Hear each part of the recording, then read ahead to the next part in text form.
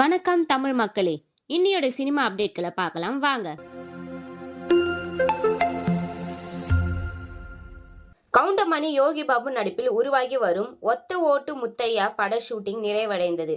கோடை விடுமுறையில் படத்தை வெளியிட திட்டம்.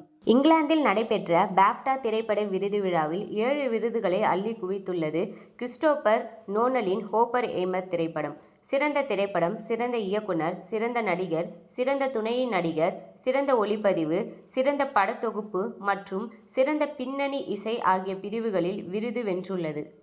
புஷ்பா 3 படத்தை நீங்கள் நிச்சயம் எதிர்பார்க்கலாம் என பெர்லின் சர்வதேச திரைப்பட விழாவில் நடிகர் அல்லு அர்ஜுன் பேச்சு.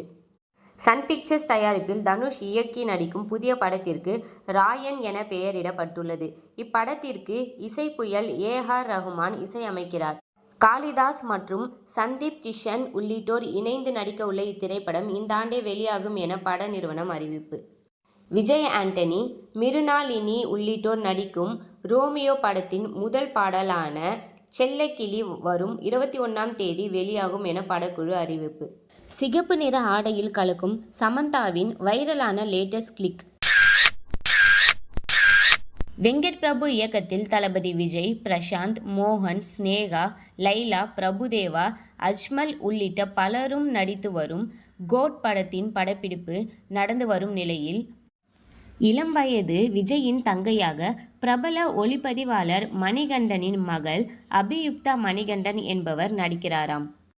இது அவருக்கு அறிமுக திரைப்படம் ஆகும். இப்படத்திற்கு யுவன் சங்கர் ராஜா இசையமைக்கிறார் என்பது குறிப்பிடத்தக்கது.